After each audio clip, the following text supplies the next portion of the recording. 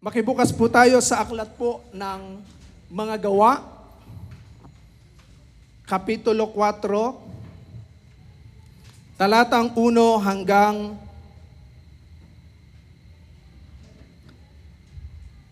31. Acts chapter 4, verse 1 hanggang 31. Sabayan niyo po ako sa pagbasa ng kanyang buhay at banal na salita. At nang sila'y nangagsasalita pa sa bayan, ay nagsilapit sa kanila ang mga saserdote at ang puno sa templo at ang mga Saduceo, palibhasa'y totoong nangabagabag sapagkat tinuruan nila ang bayan at ibinalita sa pangalan ni Jesus ang pagkabuhay na maguli sa mga patay. At sila ay kanilang sinunggaban at kanilang ibinalanggo hanggang sa kinabukasan, sapagkat noon ngay gabi na. Datapwat marami sa nakarinig ng salita ay nagsisampalataya at ang bilang ng mga lalaki ay umabot sa mga 5,000. At nangyari nang kinabukasan na nangagkatipon sa Jerusalem ang kanilang mga pinuno at mga matanda at mga eskriba. At si Anas na dakilang saserdote at si Caiphas at si Juan at si Alejandro at ang lahat ng kalipian ng dakilang saserdote at ng kanilang mailagay na sila sa gitna nila, sila'y nagtanong, sa anong kapangyarihan o sa anong pangalan ginawa ninyo ito?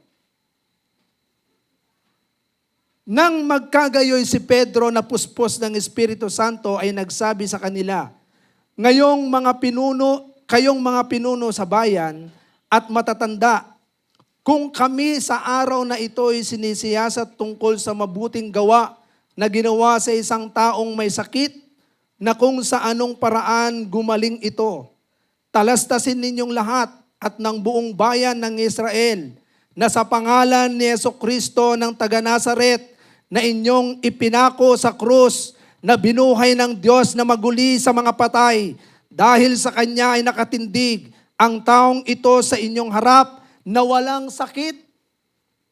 Siya ang bato na itinakwil ninyong mga nagtayo ng bahay, na naging pangulo sa panulok, at sa kanino mang iba ay walang kaligtasan, sapagkat walang ibang pangalan sa silong ng langit na ibinigay sa mga tao na sukat nating ikaligtas.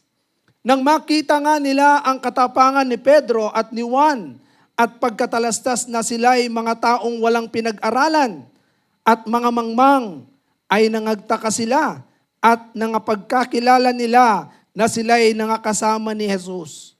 At nang makita nila ang taong pinagaling na nakatayong kasama nila ay wala silang maitutol. Datapwat nang sila'y mga utusan na nilang magsilabas sa pulong ay nangag-usapan na nagsasabi, anong gagawin natin sa mga taong ito? Sapagkat tunay na ginawa sa pamamagitan nila ang himalang hayag sa lahat ng nanganganahan sa Jerusalem at hindi natin may kakaila. Gayon may upang huwag na lalong kumalat sa bayan, atin silang balaan, na buhat ngayon huwag na silang mangagsalita pa sa sinumang tao sa pangalang ito. At sila'y tinawag nila at binalaan sila na sa anumang paraan ay huwag silang magsipagsalita ni magsipagturo tungkol sa pangalan ni Jesus.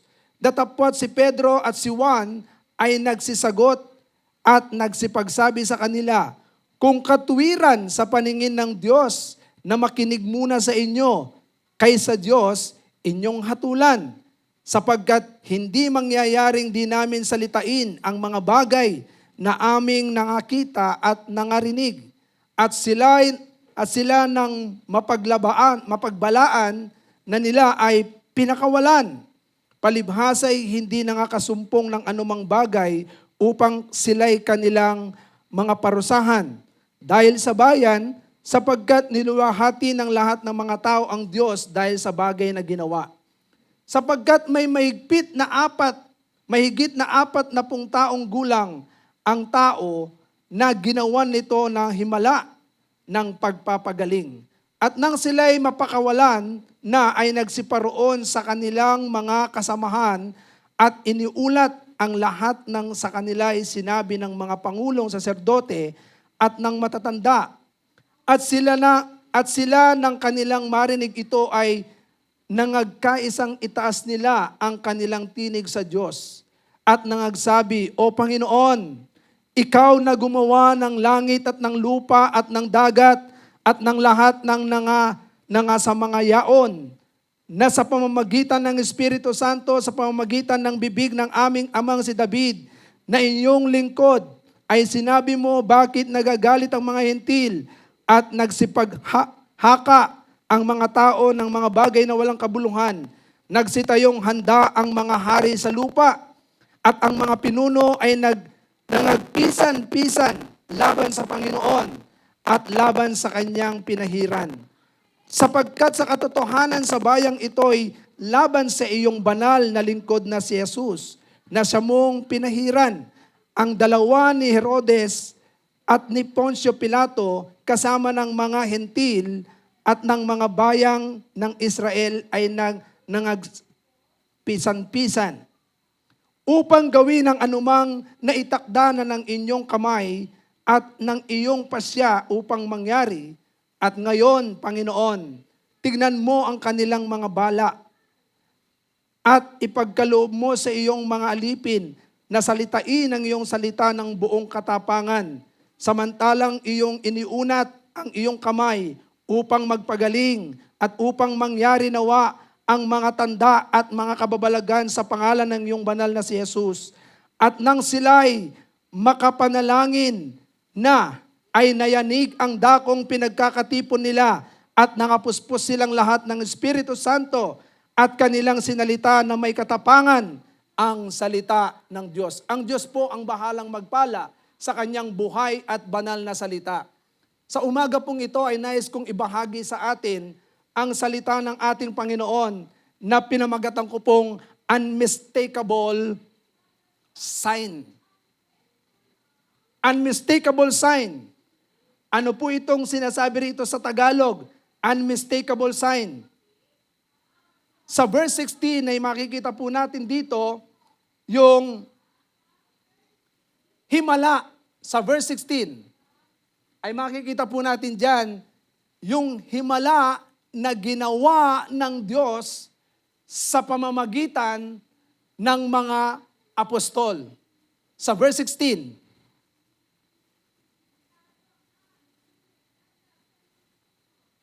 tingnan po ninyo, yung pambihirang himala na ginawa ng Diyos. Ayan.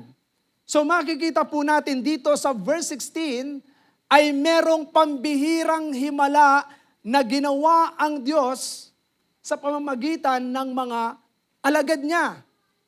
At ano po itong pambihirang himala na ginawa ng Diyos sa mga alagad niya? Ito po ay ang pagpapagaling sa isang mula pagkasilang at nang siya po ay magkaroon ng mahigit 40 taon gulang. Sa estimate po ng mga scholar ay mga 43 years old itong lalaking ito. So 43 years old, mula pagkasilang, 43 years old ay nakaranas siya ng kamanghamanghang himala. At ito po ay himala na kung saan ito po ay nagawa at nangyari lamang sa pamamagitan ng pangalan ng ating Panginoong Hesukristo. At ito po ay nangyari sa Book of Acts, chapter 3, nang ang lalaking ito ay humihingi ng limos. kay John, kay Juan at kay Pedro na sila po ay patungo doon sa templo upang manalangin. Sa templo upang manalangin. Sila po ay patungo doon at itong lalaking ito ay natagpuan nila ang lalaking ito upang siya ay makaranas ng himala sa ating Panginoon. At sa kanyang paghingi ng limos, ibinigay ng mga apostol ang limos na hindi po matatawaran. Kaya nga po dito sa verse 6 ng chapter 3, Acts chapter 3 verse 6 ay makikita po natin na sa pamamagitan ng pangalan ng ating Panginoong Jesucristo ay naranasan ng lalaking ito ang pambihirang himala. Unmistakable sign. Sinabi nila Apostol Pedro, sabi niya, sa pangalan ni Jesucristong taga Nazaret, tumayo ka at lumakad. So hindi binigyan ni Apostol Pedro ng kahit anumang salapi upang ikabuhay niya. Hindi niya binigyan ng pagkain para siya'y mabusog physically. Pero higit pa sa pagkaing pisikal ang ibinigay ng mga apostol. Kaya nga po dito po sa buhay ng mga alagad ng unang panahon na doon sa pambihirang himala na ginawa ng Diyos sa pamamagitan ng pangalang Jesus. At ito pong pangalang ito sa Book of Acts chapter 4 ay ayaw ipahayag ng mga saserdote. Ayaw ipahayag ng mga Saduseyo. Ayaw ipahayag ng mga namumuno sa Jerusalem nung panahong iyon. At ito po ay malaking problema sa kanila na kung saan ito po ay hinahadlangan ang pagpapahayag sa pangalan ng ating Panginoong Hesukristo. Amen po ba? At yung pangalang ito na kung saan ito po ay meron pong kapangyarihan katulad po ng ating nakita sa chapter 6 ng verse 3, Book of Acts, ay makikita po natin na sinabi dito, sa pangalan ni Jesus na taga Nazaret, tumayo ka at lumakad ka. Chapter 3 verse 6. Makikita po natin kapangyarihan ng Diyos. Kaya nga kung babalikan po natin, ito pong Acts chapter 4 verse 16 ay ipinapakita dito na ang mga humahadlang ay kitang-kita nila ang himala na ginawa ng mga apostol. Kaya tingnan po ninyo, pilit nilang hinahadlangan ang pagpapahayag sa pangalan ng ating Panginoong Jesucristo. Pilit na hinahadlangan na ayaw nilang ipahayag ng mga apostol ang pangalan ni Jesus. Bakit? Sapagkat nung oras na yon na nakita ng mga tao, 5,000 o 5,000 lalaki ang sumampalataya kay Kristo. Biro nyo yun? Kapag ipinapahayag ang pangalan ng ating Panginoong Jesucristo, marami pong kumikilala sa Diyos. Amen po ba? At ang Diyos ay gumagawa ng himala sa lahat ng kanyang mga lingkod. Ikaw din ay pwedeng gawan ng himala ng Panginoon upang ang iba'y makakilala. Amen po ba? Katulad nito. Ito po ay isang kamangha-mangha na kung saan sa verse 13, tignan po ninyo. Acts chapter 4, verse 13. Ano ang natuklasan ng mga saserdoteng ito? Na kung saan ang Diyos ay gumagamit ng mga simpleng tao. Hindi mo kailangan na ikaw ay magkaroon ng 4-year degree sa Bible school para ipahayag mo si Kristo. Tignan po ninyo. Ano ang sabi diyan? Nagtaka ang buong Sanhedrin sa katapangang ipinakita ni na Pedro at Juan. Lalo na nang malaman nilang mga karaniwang tao lamang ang mga ito at hindi nakapag-aral. Nalaman din nilang dating kasamahan ni Jesus ang mga ito. Mga kapatid, hindi mo kailangang maging magaling para ipahayag si Kristo. Kapag alam mong kasama mo si Jesus, walang imposible sa Panginoon. Amen po ba? Hello? Mga kapatid, tingnan po ninyo itong nais ipahiwatig ng Panginoon sa atin. Ordinaryong tao, hindi nag-aral, hindi magaling magsalita, pero nung oras na yon, yung katapangang ipinakita. Tingnan po ninyo, sa English po, with boldness. Alam po ba ninyo na sa verse 8, bakit si Apostol Pablo ay gayon na lang yung kanyang tapang habang ipinapahayag niya ang Jesus na ito? Hindi siya marunong, hindi siya magaling, hindi mahusay. Pero tignan po ninyo, sa verse 8, anong sabi po dyan? Sumagot si Pedro na puspos ng Espiritu Santo. Sino ang kausap niya? Mga tagapanguna at pinuno ng bayan. Mga kapatid, kahit sino ang kaharap mo, kapag ikaw ay puspos ng Espiritu ng Diyos, wala kang dapat ikahiya para ipahayag si Kristo sa buhay ng lahat ng tao.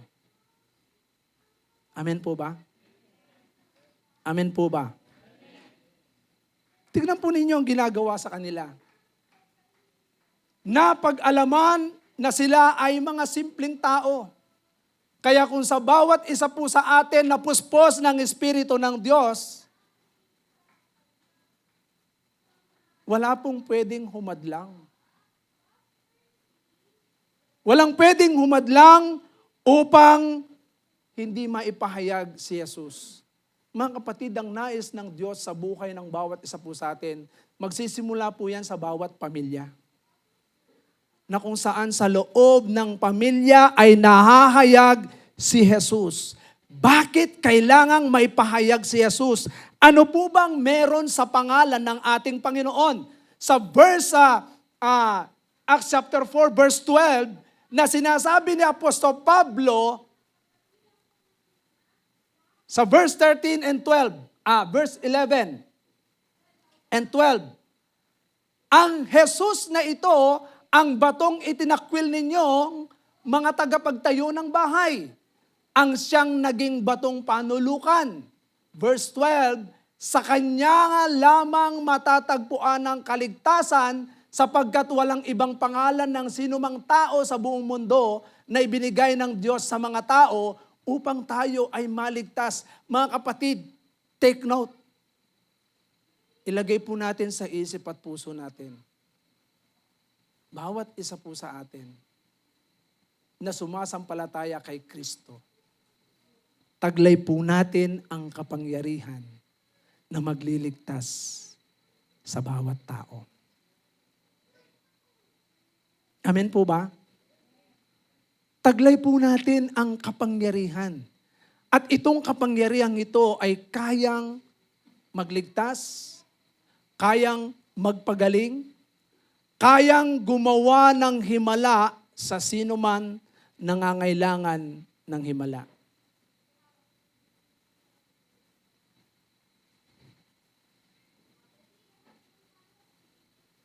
Gusto po ba natin na gamitin tayo ng Diyos? na sa bawat isa po sa atin ay dumaloy ang himala ng Diyos na ito. Mga kapatid, sabi ko nga sa inyo, this 2024, ang ating tema ay impact. Anong ibig sabihin ng impact? To inspire, to motivate, to protect, to affirm, to connect, and to teach. Ito pong impact na ito ay we are to inspire them na sila ay makakita ng mga bagay katulad po ng ginawa ng mga apostol na itong 5,000 taong ito nang makita nila ang kamanghamanghang himala ng Diyos. Sa buhay ng mga apostol ay talagang sila po ay na-inspire. Kumilala sa ating Panginoon. Kumilala sa Diyos. Sa bawat isa po sa atin, nais ng Panginoon na tayo po ay makitaan ng inspirasyon na hawak natin yung mga signs and wonders na ginawa ng Panginoon katulad sa mga alagad ng Panginoon. Pwedeng mangyari po sa buhay natin ito. Alam niyo, marinig lamang nila yung mga testimony ginagawa nila ng Diyos sa atin araw-araw, na ito yung ginawa ng Diyos. Mga kapatid, doon pa lamang may papahayag natin, ito ang Diyos ko. Amen po ba?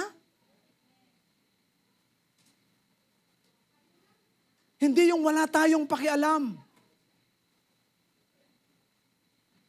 Kailangan po nating may pakita, ma-inspire natin ang ating buong pamilya sa Panginoon na ito ang ginagawa ng Diyos. Motivate. Kailangan nating ma-motivate sila na kung saan, anong dahilan? Bakit sila kailangang mabuhay sa daigdig? Mga kapatid, hindi po nabubuhay ang tao dahil sa sarili niya. Nabubuhay ang tao, we live, we move, we exist because of Jesus Christ.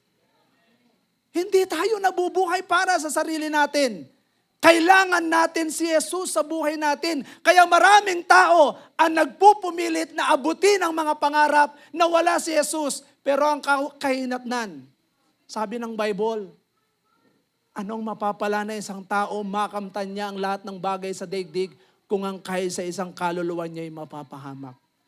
Mga kapatid, mabubuhay ka rito, kakain ka, matutulog ka, kakain ka, matutulog ka. Yan po ang routine ng tao. Pero kapag walang Diyos sa buhay, kahit anong pagpapagal, walang mangyayari sa buhay. Ang kahihinatnan ay impyerno. Sapagkat sa banal na kasulatan, may mga mayaman na ibinigay doon na halimbawa, yung binatang mayaman na sinabi niya, nagawa na niya ang 10 utos nung sinabi ng ating Panginoon, ibenta mo ang lahat ng ari-arian mo at pagkatapos ipamigay mo sa mga mahihirap.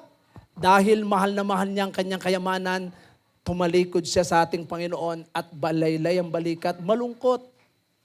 Hindi niya kayang isuko sa Diyos ang kanyang kayamanan. At meron ding isang mayaman na kung saan siya po ay nagpatayo ng mas malaking anong tawag doon? Kamalig para sa kanyang mga inani. Sabi niya, aha, ang dami kong inani. Gigibayin ko tong maliit at magpapatayo ko ng mas malaki. At wala akong gagawin kundi kakain, iinom at magpapakasaya. So wala siyang inisip na para sa Diyos. Anong sabi ng Diyos sa kanya? Isa kang hangal, ngayon din ay kukunin ko ang iyong buhay. At meron din isang mayaman, nakasama ang isang pulubi. Si Lazaro, na nung nasa lupa ang mayamang ito, nagpakasasa siya. At nung nandun na siya sa paghihirap, nakikiusap siya na siya ay sausawan ng tubig ni Lazaro. Subalit hindi na pwedeng mangyari yon. Mga kapatid, ito po ang mga halimbawa na kung saan kailangan ma-motivate ang tao. Ano po ba ang dahilan bakit ka nabubuhay? Tayo po yun. And we need to protect them. Kailangan natin silang protektahan. Ang mga pamilya natin, una sa lahat ang pamilya natin. Mga kapatid, gusto mo ba na ang mahal mo sa buhay ay mapunta sa impyerno?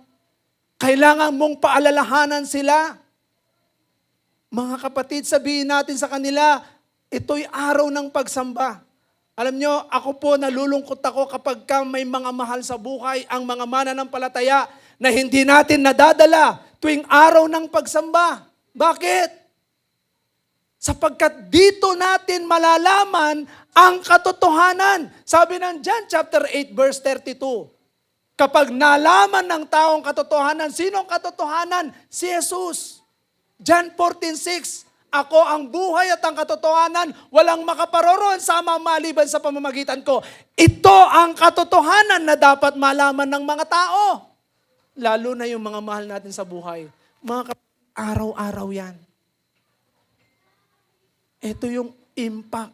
We need to protect them. Saan? Doon sa pwedeng mga maranasan nila in the future. Si Jesus ang kailangan. Amen po ba? And we need to affirm them. Kailangan po natin silang tapikin.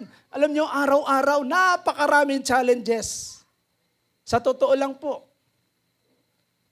kapag hindi ho natin in-affirm ang mga mahal natin sa buhay o sino mang mga kaibigan natin, kapitbahay, sinabihan natin sila, kaya ng Diyos yan. Katulad nito, si Pedro, na kung saan, ginto, pilak, wala akong may bibigay, pero meron akong bibigay sa iyo. Sa pangalan ni Jesus, tumayo ka at lumakad. Tingnan ninyo, sa pamamagitan ng pangalan ng Jesus na ito, may kapangyarihang dumadaloy sa buhay ng isang tao. Naliligtas, na lumalaya siya doon sa talagang karanasan na pwedeng siya'y maging alipin. Alipin ng kasalanan. Pwedeng maging, yung sakit at karamdaman. Tingnan ninyo itong lalaking ito na pinagaling. Buong buhay niya siya'y lumpo, hindi siya marunong lumakad. Hindi siya makalakad. Buong buhay niya naghihirap siya. Buong buhay niya wala siyang pag-asa. Pero salamat na lamang sa pangalan ng Panginoong Hesus, naranasan ng lalaking ito ang kalayaan. At siya po'y nagkaroon ng kaligtasan. At doon ay nakasama ng mga alagad na nagpupuri sa Diyos, sumasamba. Hindi ba kayo natutuwa na makita natin ang mga mahal natin sa buhay na kasama po natin silang sumasamba rito? Alam niyo, huwag kayong mapagod. Huwag tayong manghinawa. Minsan, alam niyo po ba, katulad po nito, ang daming hadlang. Maraming hadlang. Tignan po ninyo yung ginawa ng mga saserdote. Kung noon ay hinahadlangan sila ng mga saserdote, mga tagapamuno ng bayan, may kapangyarihan po ito. Na wag na nilang ipahayag ang Yesus na ito. Mga kapatid, sometimes ganun din po sa buhay natin. Sitwasyon, sakit at karamdaman, problema, pangangailangan, lahat po yan ay nagiging hadlang, maging po yung tao sa paligid natin. Nagiging hadlang po yan para tumigil ka na ipahayag si Jesus. Magkasakit ka lang, sasabihin mo, naku, hindi na ako atin, may sakit ako. Mga kapatid, alam niyo po ba na for the glory of God, hindi ko po itinataas yung sarili ko. I want you to remind, may pagkakataon na halos hindi po ako makahinga, nakatayo po ako dito. Halos hindi ko may buka yung bibig ko. May time na kung saan yung aking bidila, nabulol ako ng mga nakaraan. Pero hindi ko sinasabi sa inyo na halos ikamatay ko na po yun. Mga kapatid, hindi hadlang ang sakit.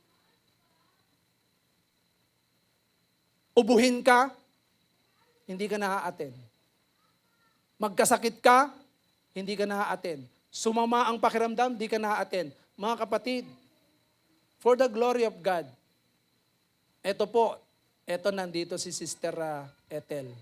Hindi ko tinata Sister Ethel. Bagong opera po yan. 4th floor. Mahirap umakyat pag ikaw bagong opera. Maraming mga nagsasabi sa akin, Pastor, nahirapan akong umakyat kasi 4th floor eh. Sabi ko, pagka ikaw gusto mong pumunta sa church, kahit ano ang nararamdaman mo, pwede kang pumunta. Kapag gusto mo yan, sambahin ang Diyos mo. Amen po ba? Palakpakan po natin ng Panginoon. Tignan nyo si Sister Ethel. Ka-opera lang ho niyan. Kailan lang po na opera yan? Hindi pa ho nakaka-4 na araw yata. Umakyat na po siya rito.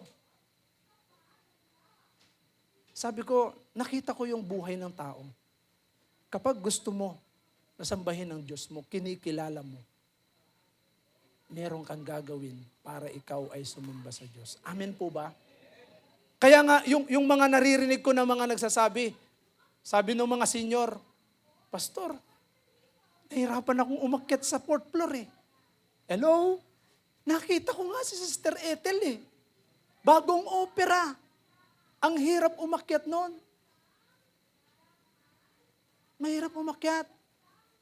At ako rin mismo. Kung sasabihin ninyo yung pagod din ako.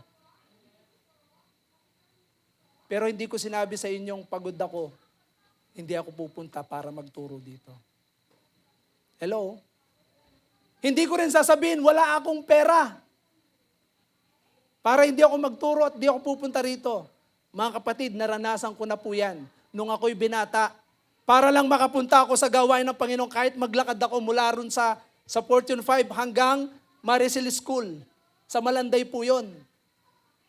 Hindi hadlang ang wala kang pera. Pumunta ka at sumamba sa Panginoon at gagawa ng himala ang Diyos. Alam nyo, doon ko naranasan yung himala ng Panginoon. Sa kabila ng wala akong pamasahe, doon ko naranasan yung 3-5 piso na nagpamalas ang Panginoon ng himala. Amen po ba? Kaya nga sa buhay po natin, hindi hadlang yung mga sakit, hindi hadlang yung mga tao. Kaya dito makikita po natin kung paano ang mga alagad ng Panginoon, ano ang ginawa sa kanila. Hinadlangan sila para sila ay hindi magpahayag ng pangalang Yesus. Tandaan po natin, we are believers of Christ. At nais ng Panginoon na bawat isa ay nagpapahayag sa pangalan ni Yesus. Bakit? Nandyan ang kapangyarihan ng Diyos. Nandyan ang kaligtasan, kagalingan, kalayaan, at nandoon ang kapayapaan at kapatawaran. Amen po ba?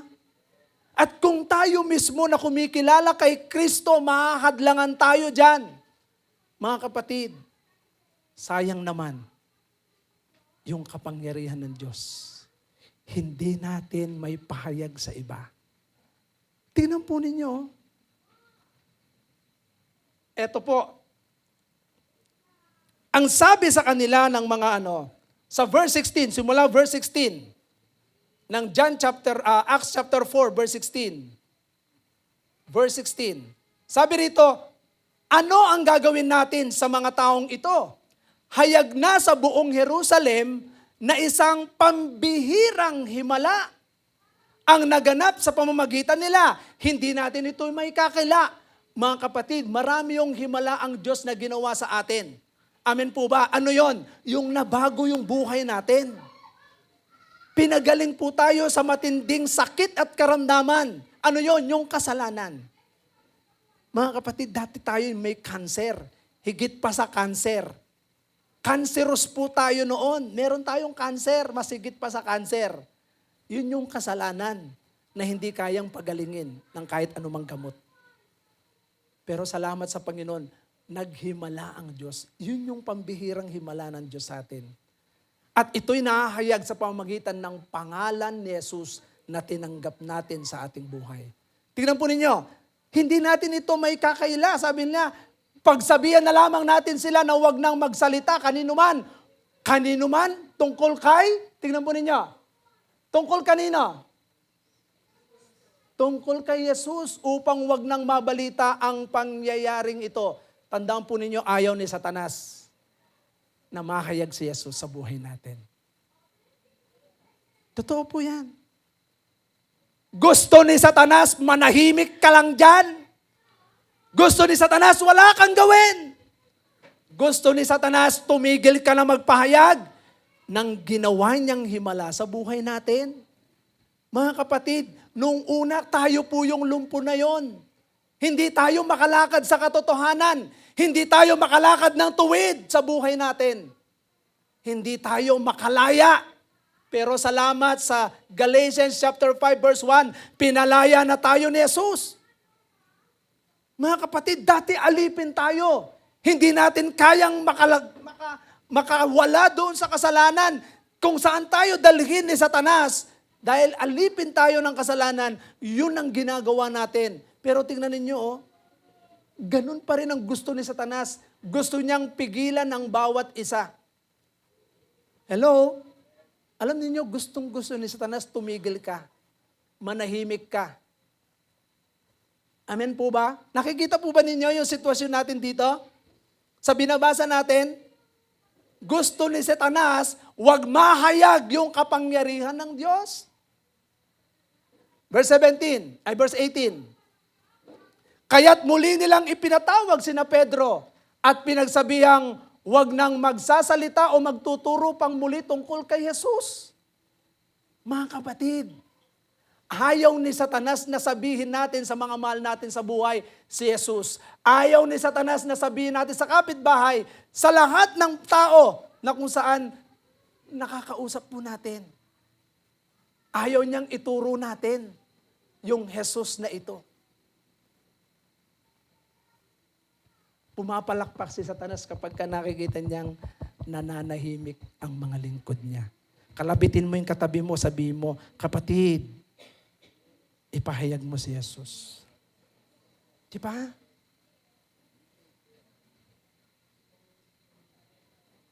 Huwag tayong mapagod. Mga kapatid, it's a reminder. Tandaan po natin, verse 19, subalit sumagot, tingnan po ninyo ang sagot ni na Pedro. Subalit sumagot si na Pedro at Juan. Ang sabi ni Pedro at Juan, kayo ang humatol kung alin ang mabuti sa paningin ng Diyos. Tama ba na hindi kami magsalita patungkol kay Jesus? Tama ba na sumunod kami sa inyo? Mga kapatid, it's up to you. Kung susundin mo ang mga hadlang na humahadlang sa iyo para hindi ka kumilos na ipahayag si Jesus. Hello?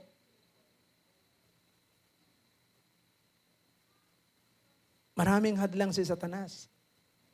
Kaliwat kanan po yan. Kaya tingnan niyo, nagba-Bible study tayo. Ikot tayo ng ikot, pinapahayag natin si Jesus. Pero maraming hadlang na ginagawa ang kaaway. Marami. Sabi ko nga sa inyo, iba't ibang sitwasyon.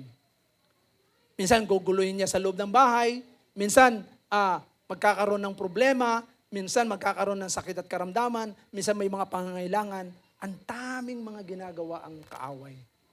Sa totoo lang. Marami siyang ilalagay sa isip at puso. Ay, ako nakakaya nang umaten. Tagal-tagal ko nang di umaaten. Yan ang mga isa sa mga bagay na inilalagay ng dyablo. Kaya meron akong kachat nung nakaraan. Kachat ko.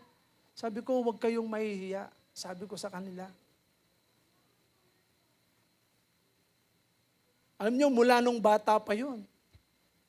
Umaattend pa lang ng Sunday school yun. Biro mo, naging professional na. Tapos, sabihin sa akin, nahihiya na sila. Sabi ko, huwag kayong mahiya. Yan ang mga taktik ni Satanas.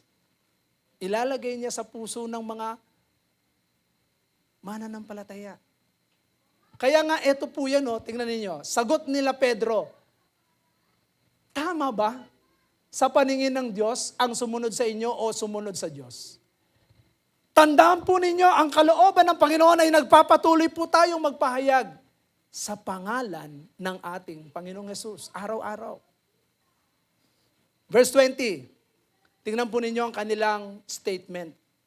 Sabi niya, hindi maaring di namin ipahayag ang aming nakita at narinig. Mga kapatid, yung mga nakita nating mga himala at narinig natin na salita ng Diyos na nagpalaya sa atin sa pamamagitan ng pangalan ng ating Panginoong Hesus, naranasan natin ang kabutihan niya. Nakita natin yung mga kamanghamanghang gawa niya. Amen po ba? Hindi may kakaila to. Ito po ay katotohanan na kung saan ang Diyos ay nagpapamalas ng kamanghamanghang gawa sa pamamagitan ng pangalan ng ating Panginoong Hesus. Kaya tingnan po ninyo, hindi maaari kung ito po ang magiging statement natin, sasabihin natin sa kaaway, hindi maaaring mahadlangan ako, pupunta pa rin ako. Palakpakan po natin ang ating Panginoon. Mga kapatid, huwag tayong pahadlang. Kasi yung kapangyarihan ng Diyos, yung pangalan niya, tingnan po ninyo, gusto ko pong makita po natin, bakit ano bang meron sa kapangyarihan ng Diyos na nakita po natin dito sa Biblia. Tingnan po ninyo, yung pangalan ng ating Panginoong Hesukristo, ito po ay nagpapakita ng natapos na ginawa ng Diyos sa krus ng Kalbaryo. Sa 1 John chapter 5 verse 13, na kung saan yung finished work of Christ sa 1 John 5:13. Ano po ang sinasabi rito? Sabi ni Apostol Juan, sabi niya, isinusulat ko ito sa inyo upang malaman ninyo na kayong sumasampalataya sa anak ng Diyos ay may buhay na walang hanggan. Mga kapatid, this is very clear. Isinulat sa banal na kasulatan na kung saan ang lahat ng sumasampalataya kay Kristo, yung pangalang Jesus, ay merong, ano po? Buhay na walang hanggan. Mga kapatid, ito po ay katotohanan na sa pangalan ng ating Panginoong Jesus, ang sumampalataya ay magkakaroon ng buhay na walang hanggan. This is the finished work of Christ. Tiyak po, meron tayong buhay na walang hanggan. Kaya nga ako, nalulungkot ako kapag ka ang mga kapatiran natin, wala ang mga mahal sa buhay. Take note, huwag kayong papayag na hindi nyo maisama ang inyong mga mahal sa buhay. Bakit? Kapag hindi sila sumampalataya kay Jesus, walang buhay na walang hanggan. John chapter 3 verse 18. Ano po ang sinasabi ng John chapter 3 verse 18? Hindi na tulang maparusahan ang sumampalataya sa anak. Tingnan ninyo, hindi na hatulan. Ibig sabihin, may buhay na walang hanggan. Ngunit hinatulan na. Past tense po yan. Hinatulan na ang hindi sumasampalataya. Sapagkat hindi siya sumampalataya sa kaisa-isang anak ng Diyos. Very clear in the Bible. Kaya kawawa po ang mga mahal natin sa buhay pag hindi sila sumampalataya kay Kristo. Kaya bawat isa po sa atin, pahayag natin si Jesus. Amen po ba? Clear po yan. Kahit na minsan we are rejected. Ayaw nilang maniwala. Mga kapatid, gamitin mo yung authority. Kung ikaw ay tatay, kung ikaw ay nanay, gamitin mo yung authority mo. Huwag kang papayag na ang mga mahal sa buhay, hindi po sila makaka-attend sa gawain ng Panginoon. Kasi dito nila malalaman yung kaligtasan na kung saan ipapahayag natin. Amen po ba? Tingnan nyo rin po. Ang sabi po rito sa Matthew chapter 1 verse 21, na yung pangalang Jesus na yan na isinilang doon sa sabsaban. Tingnan po ninyo yung kapangyarihan. Siya po ang magliligtas sa lahat ng, ano po? Ano po sabi diyan? Nakalagay po diyan kasalanan. Sabi roon, sapagkat ililigtas niya ang kanyang bayan sa kanilang mga kasalanan. Mga kapatid, walang pwedeng magligtas sa atin sa kasalanan. Walang pwedeng magpatawad ng kasalanan kundi sa pamamagitan lang ni Kristo. Kaya nga mahalaga na ipahayag natin si Kristo. Kaya gustong-gusto ni Satanas, mapigilan tayo eh. Sa totoo lang, tumigil tayong magpahayag. Kaya tingnan po niyo, mahalaga po yan na panghawakan po natin. Nais ng Diyos na maligtas ang lahat ng tao sa pamamagitan ni Kristo, yung kasalanan. Kasi ang kabayaran ng kasalanan ay kamatayan. Sa Romans chapter 3 verse 23. Yun yung kabayaran.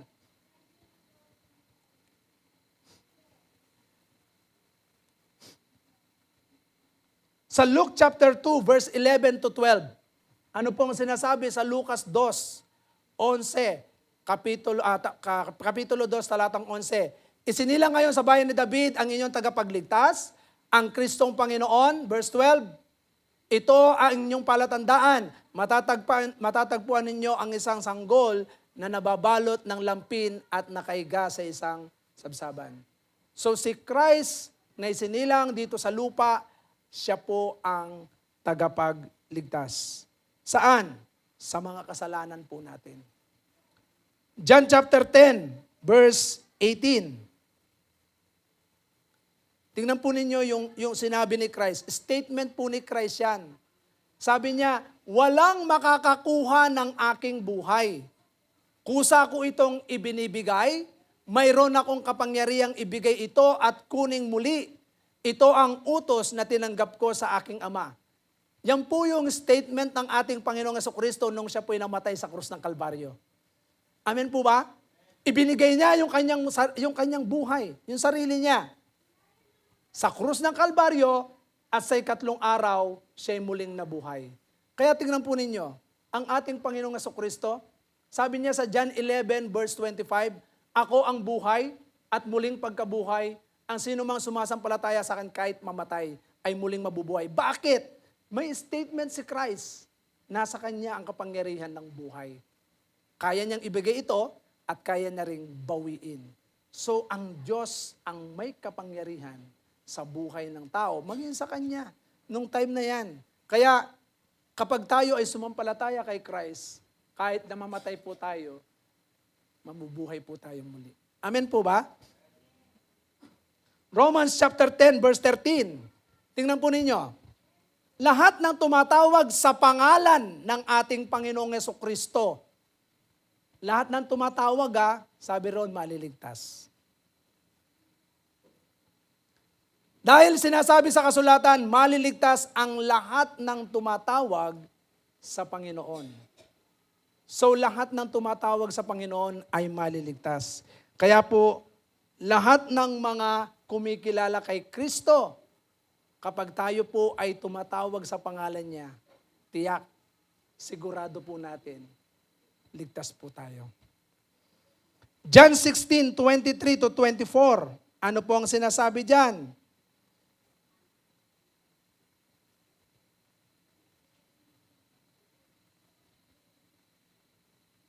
Sa araw na iyon, hindi na kayo kailangang magtanong sa akin. Pakatandaan ninyo, anumang hingin ninyo sa Ama sa aking pangalan, ay ibibigay niya sa inyo. Verse 24, hanggang ngayon wala pa kayong hinihingi sa Kanya sa aking pangalan.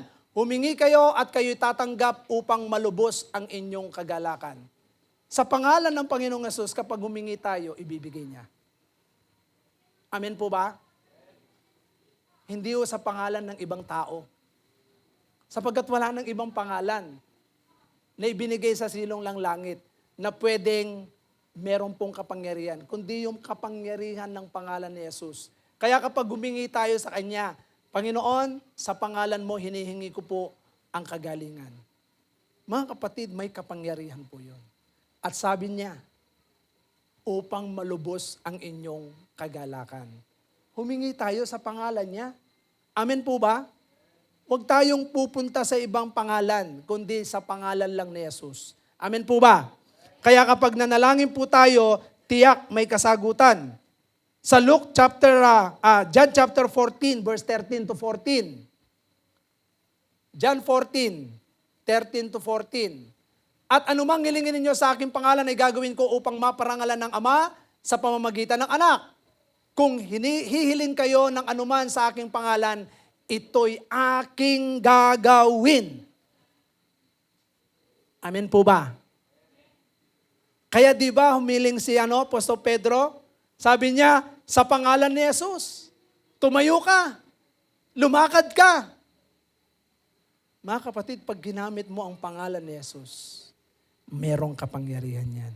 Sapagkat siya mismo ang nagsabi, kapag humingi tayo sa pangalan niya, tutugon siya. Amen po ba? Kaya hindi tayo mananalangin ng, Aba, Ginoong Maria, napupuno ka ng grasya. Doon pa lamang po sa umpisa ng panalangin, meron po bang lalaki na Ginoo? Tingnan nyo. Aba, Ginoong Maria. Hindi ba si Maria ay babae? Bakit Ginoo? Tingnan po ninyo. Yung panalangin. Kaya nga dito, hindi ka dapat magsambit ng ibang pangalan, kundi ang pangalang Jesus. Amen po ba? Kaya tingnan po ninyo. Gusto ko pong makita ito. Itong sinasabi ni Christ na kung saan yung pangalan niya ang gamitin natin. At bakit sasabihin natin na hindi natin dapat gagamitin ang pangalan ni Maria? Sa John chapter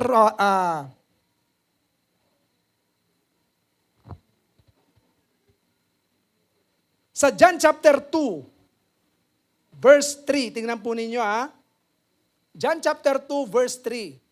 Ito po ay kasalan sa Kana.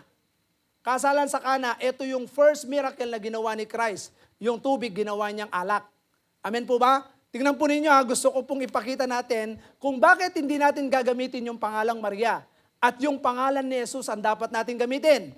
Tingnan nyo, kinapos ng handang alak, kaya't sinabi ng ina. Ninyo sinabi ng ina ni Jesus sa kanya. Sino yung ina ni Jesus? Si Maria. Sinabi ng ina ni Jesus sa kanya, anak, naubusan sila ng alak. Verse 4, sinabi ni Jesus, wag po ninyo akong pangunahan. Ginang. So, Ginoo po ba o ginang? Tama po ba yung sinasabi ko o mali? So sabi ni Christ, wag niyo po akong pangunahan ginang. Hindi pa po ito ang tamang panahon. Tingnan niyo, nag-uutos si Maria kay Jesus. Alam ni Maria kung sino si Christ. Kaya walang ibang pangalan na pwedeng gamitin ng tao para tugunin ang panalangin natin. Kaya dito po makikita natin, hindi si Maria, higit kay Christ. Kaya sinabi ni Christ kay Maria, wag niyo po akong pangunahan ginang. Sapagkat hindi pa ito ang tamang panahon.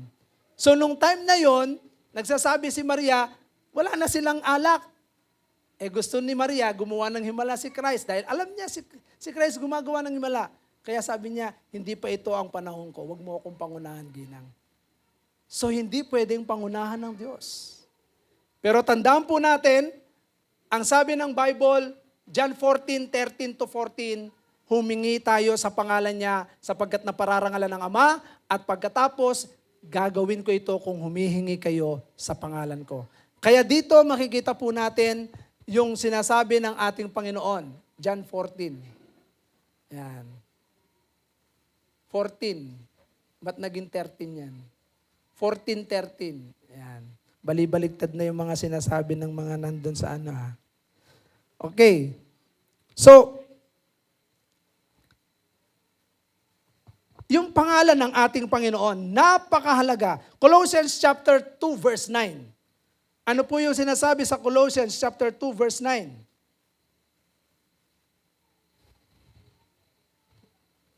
Sapagkat likas kay Kristo ang buong pagka-Diyos kahit na siya'y nagkatawang tao. So ayaw paniwalaan ng mga ibang mga reliyon ang pangalang Jesus. Pero maliwanag ang scripture na sinasabi, sapagkat likas kay Kristo ang buong pagka-Diyos. Mga kapatid, si Kristo ay Diyos na nagkatawang tao. Hindi yung tao lamang siya, kundi nasa Kanya yung buong kalikasan ng Diyos. Amen po ba? Kaya maraming mga reliyon na hindi naniniwala kay Christ dahil siya daw ay tao. Mga kapatid, ayan po yung sinasabi ng Biblia. Sapagkat likas kay Kristo ang buong pagka-Diyos. Yung pagiging Diyos ay nasa Kanya. Kaya, wag ho nating hayaan na hindi natin may pahayag si Kristo sapagkat siya po ay Diyos. Amen po ba? Sabihin nyo sa katabi nyo, si Kristo ay Diyos. Hebrew 1 verse 3. Hebrew chapter 1 verse 3. Ang anak ang maningning na sinag ng Diyos. Kung ano ang Diyos ay gayon din ang anak. Tingnan ninyo paano nagkaroon nasa kanya ang buong kalikasan ng Diyos. Ulitin natin. Basahin po natin maigi. Tandaan po ninyo yan. Ang anak, ang maningning na sinag ng Diyos, kung ano ang Diyos ay gayon din ang anak. Siya ang nag-iingat sa lahat ng bagay sa pamamagitan ng kanyang makapangyarihang salita. Pagkatapos niyang lilisin tayo sa ating mga kasalanan, siya'y umupo sa kanan ng makapangyarihang Diyos doon sa langit. Kaya hindi po pwedeng sabihin ng tao na si Jesus ay tao lang. Kung ano ang Diyos, yun din ang anak. Sapagkat tayo ay merong iisang Diyos. Matapos niya po tayong patawarin at linisin sa mga kasalanan natin nung siya'y namatay sa krus ng Kalbaryo, sa ikatlong araw, umakyat siya. Makikita po natin, nasa kanang trono ng makapangyarihang Diyos sa langit, ang ating Panginoon. Kaya ito po ang katotohanan na dapat po natin tandaan. James chapter 4 verse 7.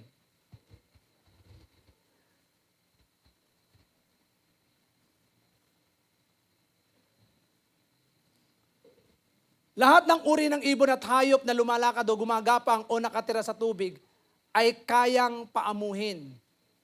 4 verse 7.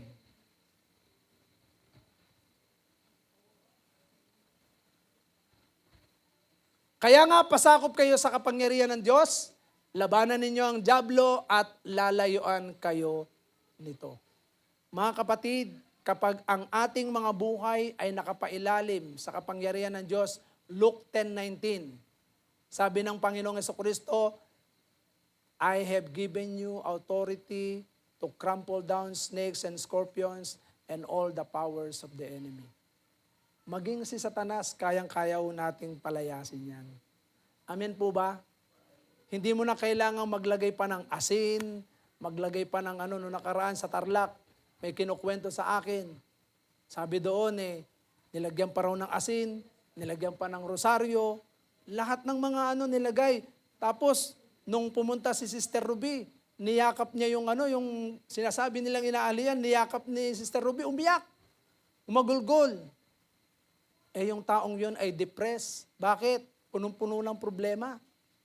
Hindi na niya makayanan yung problema niya, kaya natutulala na siya. So depression, hindi yun inaalihan ng masamang espiritu. Kaya nga yung mga taong nandoon, kasi nilagyan nila ng mga asin. At kung ano-anong mga seremonya ginawa, nakaganon pa rin siya. Pero nung lumapit si Sister Ruby, niyakap niya, gulgul siya ng iyak. Mga kapatid, sa pangalan ni Jesus, pagka pinalayas mo ang dyablo, lalayas yan. Amen po ba? Kaya bawat isa po sa atin ay may kapangyarihan. Amen po ba? Gamitin po natin yung kapangyarihan ng Diyos na yan. May mga sakit at karamdaman tayo sa loob ng bahay. Gamitin natin yon. Humingi tayo sa pangalan ng ating Panginoon. Amen po ba? At yan po ay magiging testimony, living testimony ng Panginoon sa buhay po ng bawat isa. Meron kang pangangailangan sa pangalan ni Jesus. May kapangyarihan po tayo. Amen po ba?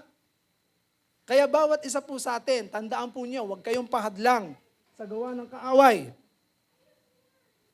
Okay? So tingnan po ninyo. Meron pong gumagamit ng pangalan ng Jesus. Pag hindi po karapat-dapat, hindi po walang epekto ang pangalang Jesus. Sa Acts chapter 19, verse 13 to 16, tingnan po ninyo. Pagka hindi karapat-dapat yung gumagamit at mali ang paggamit, ginagamit ang pangalan ni Jesus para sa sariling kapakanan, para magkaroon ng pagkakapirahan. Okay? Tingnan po ninyo ang ginawa. Okay. May ilang Hudyo roon na naglilibot at nagpapalayas ng masamang espiritu. Pinapangahasan nilang gamitin ang pangalan ng Panginoong Yesus sa pagpapalayas ng masasamang espiritu sa mga sinasapian ng mga ito. Sinasabi nila, sa pangalan ni Jesus, na ipinapangaral ni Pablo. Tingnan nyo, hindi niya pinapangaral ipinapangaral ni Pablo. Sabi niya, sa pangalan ni Jesus na ipinapangaral ni Pablo, iniutos ko sa inyo, lumayas kayo. Tingnan po ninyo kung anong ginawa ng mga sa mga espiritu. Kabilang sa gumagawa nito ay ang 7 anak na lalaki ni Eskeba, isang pinakapunong pari ng mga Hudyo. Subalit sinagot sila ng masamang espiritu. Kilala ko si Jesus, kilala ko rin si Pablo, ngunit sino ba kayo? Mga kapatid, kilala ni Satanas kung sino yung gumagamit sa pangalan ni Jesus. Amen po ba? Kaya kapag ginagamit mo ang pangalang Jesus, alam niya kung ikaw ay merong rights. Kailan po ba tayo nagkakaroon ng rights sa pangalan ni Kristo? John 1:12. John 1:12. Balikan natin ulit yung Acts chapter 19. Sa John 1:12, subalit ang lahat ng tumanggap at sumampalataya sa Kanya ay binigyan niya ng karapatang maging anak ng Diyos. So ibig sabihin kapag ikaw ay anak ng Diyos, you have the right to use the name of Jesus sapagkat nakatala sa langit ang pangalan natin. At kilala ni Satanas kung ikaw ay tunay na anak ng Diyos. O balikan natin yung sabi niya, subalit sinagot sila ng masamang espiritu. Kilala ko si Jesus, kilala ko rin si Pablo, ngunit sino ba kayo? Sa verse 16, at sila'y nilundag ng lalaking sinasapian ng masamang espiritu, tinalo silang lahat at malubhang sinaktan. Ano pat hubad at sugatan silang tumakas sa bahay na iyon. Gugulpihin ka ng dyablo pagka wala kang rights. Amen po ba? Siguraduhin natin tayo ay anak ng Diyos. Anak ng Diyos lamang ang pwedeng tumalo sa mga sinasapian. Amen po ba? Kapag alam mong ikaw ay tunay na anak ng Diyos, dahil tinanggap mo, sumampalataya ka sa kaisa-isang buktong na anak, ayan, sabihin mo lang yung pangalan ni Jesus, lalayas ang dyablo. Amen po ba? Okay. Ngayon po, balik po tayo sa Acts chapter 4. Talagang may hadlang. So nakita po natin yung kapangyarihan ng pangalan ng ating Panginoong Jesucristo. Sa pangalan ng ating Panginoong Jesucristo, nandoon ang kaligtasan, nandoon ang kapatawaran, nandoon ang kalayaan, nandoon ang kapayapaan, maging yung kagalakan. Lahat ng mga bagay na magaganda, nandoon sa pangalan ng ating Panginoong Jesucristo. Subalit, mga kapatid, tingnan po ninyo, mahigpit po silang pinagbawalan. Mahigpit na pinagbawalan ang mga apostol at sila po ay talagang pinagbilinan. Huwag na ninyong ipahayag ang Kristong ito. Tandaan po ninyo, yan ang statement ni Satanas. Ayaw niyang marinig ang pangalang Jesus. Maging sa buhay ng bawat isa.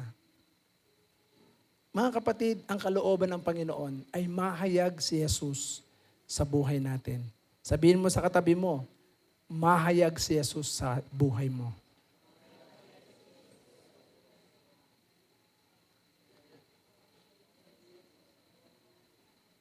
Tingnan po ninyo.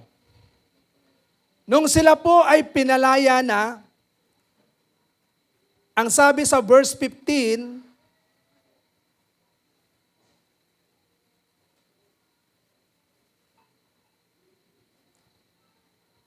sabi sa verse 15, kaya't ang dalawa ay pinalabas muna ng Sanhedrin at saka sila nag-usap. Ano ang gagawin natin sa mga ito? Sa mga taong ito? Hayag na sa buong Jerusalem na isang pambihirang himala ang naganap sa pamamagitan nila. Hindi natin ito may kakaila. Pagsabihan na lamang natin sila na huwag nang magsalita kanino man tungkol kay Jesus upang huwag nang mabalita ang pangyayaring ito. Tandaan po natin, si Satanas ayaw niyang makita ang mga himalang ginawa niya sa buhay natin. Kaya gusto niyang pigilan yan.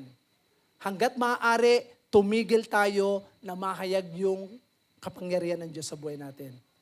Pero hindi po tayo papayag. Ano ang dapat po natin gawin? Tingnan po natin. Kaya't muli nilang ipinatawag sina Pedro at pinagsabihan, huwag na magsalita o magtuturo pang muli tungkol kay Jesus. Verse 19, subalit sumagot sina Pedro at tingnan po ninyo, ito yung unang desisyon na dapat meron ka. Na kapag hinahadlangan ka ng dyablo, tingnan po ninyo, sabi rito, kayo na ang umatol kung alin ang tama sa paningin ng Diyos, ang sumunod sa inyo o sumunod sa Diyos.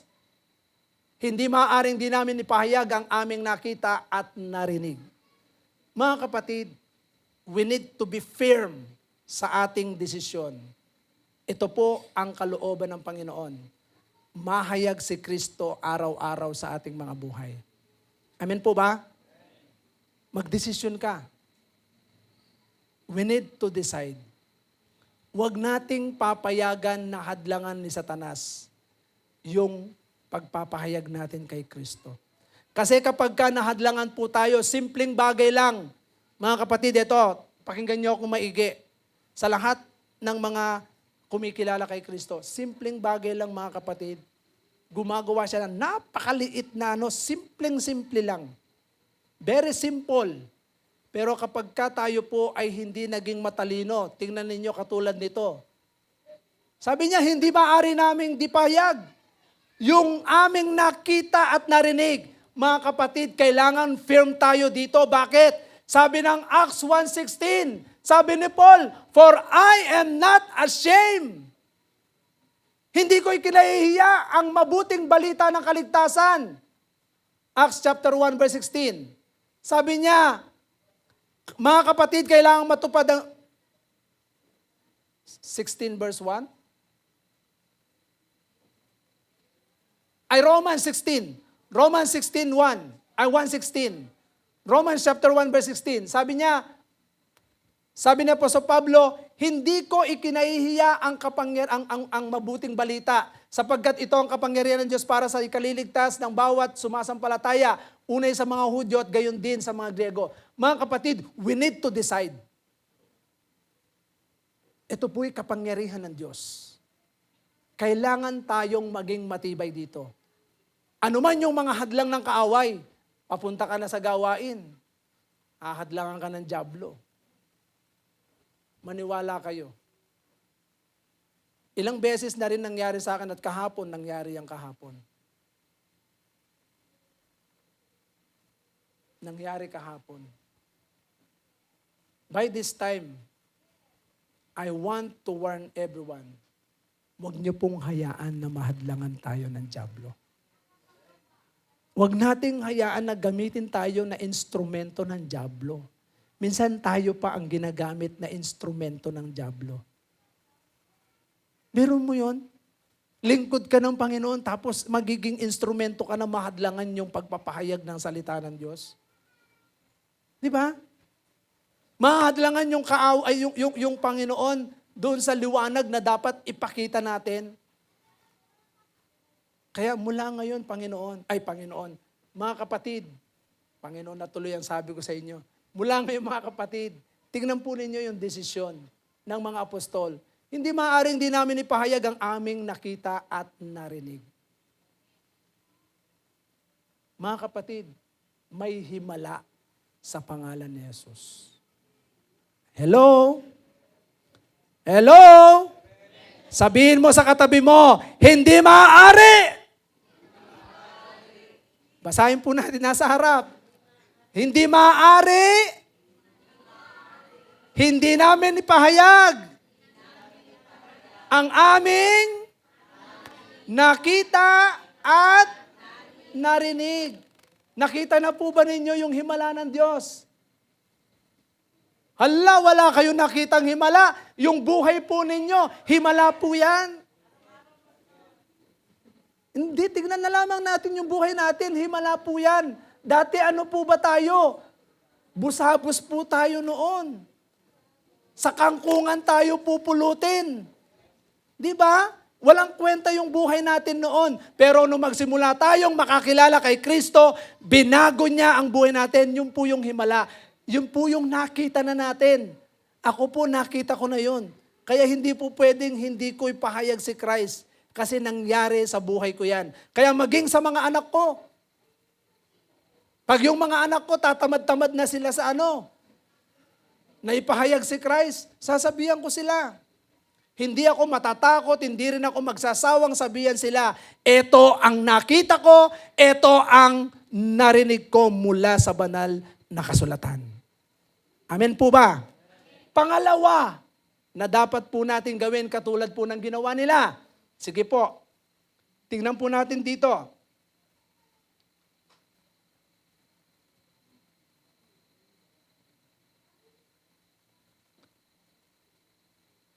Sa verse 23,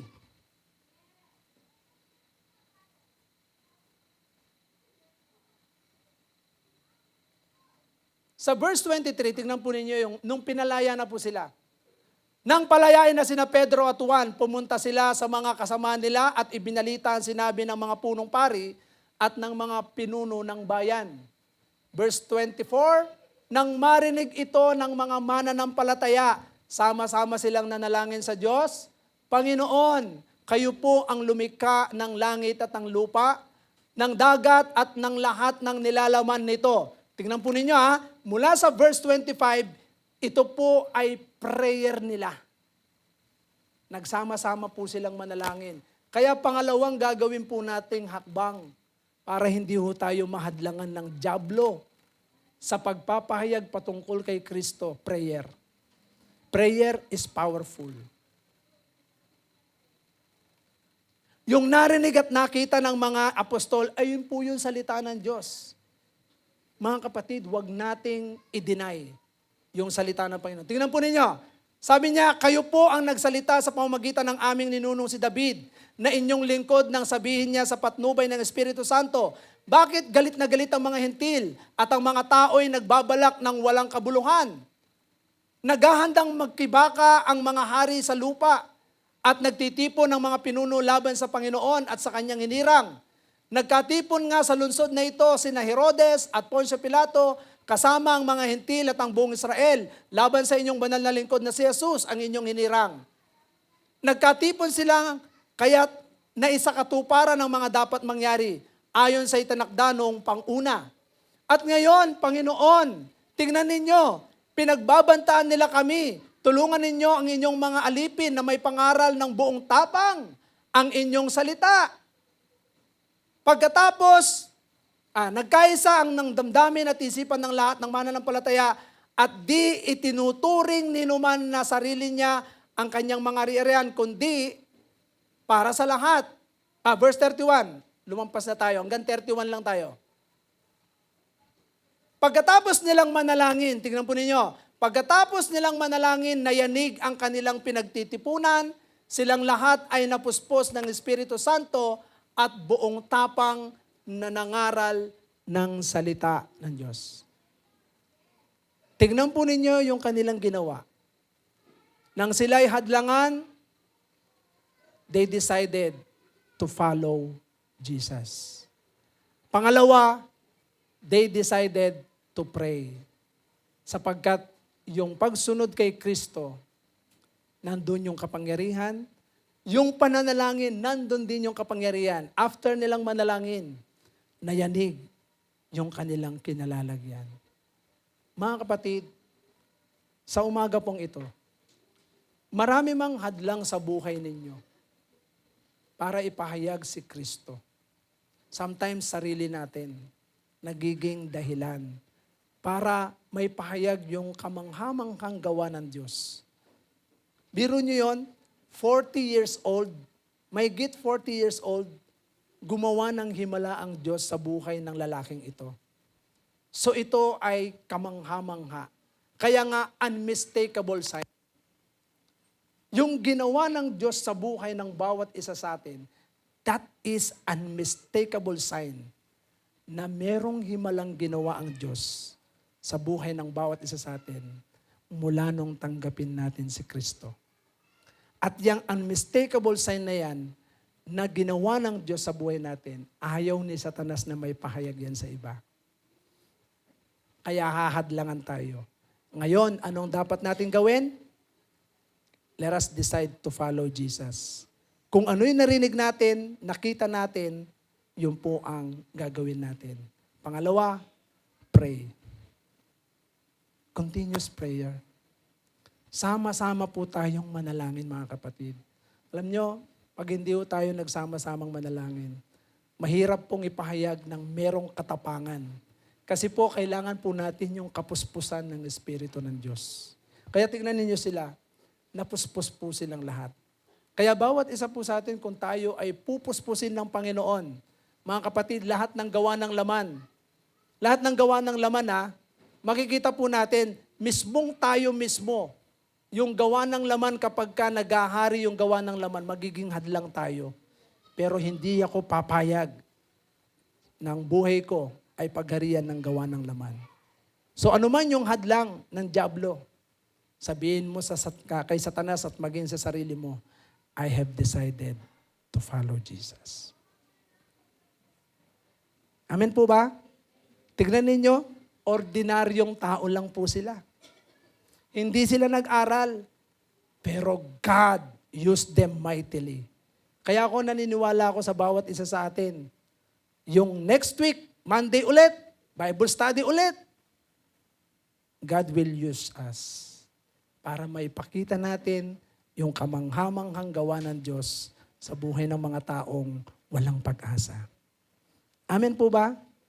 Gamitin po natin yung sarili natin para magkaroon ng pag-asa ang mga taong walang pag-asa. Kawawa naman po sila kung sila ay mapupunta sa impyerno. Amen? Di ba nakakalungkot? Kaya nga ako po, nag-iisip na naman ako paano ako makakapunta sa mga kamag-anak ko sa Pampanga. Kaya sa mga susunod, baka nandun na naman ako sa mga lugar na yan. Pupuntahan ko sila ulit. Palalakasin muna natin yung mga Bible study dito sa ating sa Valenzuela. Pagkatapos pupunta ako dun sa mga probinsya. So tulong-tulong po tayo. Pag sama-samahin po natin yung ating mga sarili at at the same time yung pananampalataya na kung saan mangyari at maganap yung kalooban ng Panginoon. Saan man kayong ministeryo, mga kapatid, anumang ministeryo tayo, magtulong-tulong po tayo. Pag nandito tayo sa church, pag ikaw ay nandyan sa Asheret, ikaw ay nandyan sa mga security, hayaan mong ipakita mo si Kristo. Pag ikaw ay nandito sa worshiper ka, hayaan mong si Kristo, huwag mahadlangan na hindi may pahayag si Christ. Amen po ba?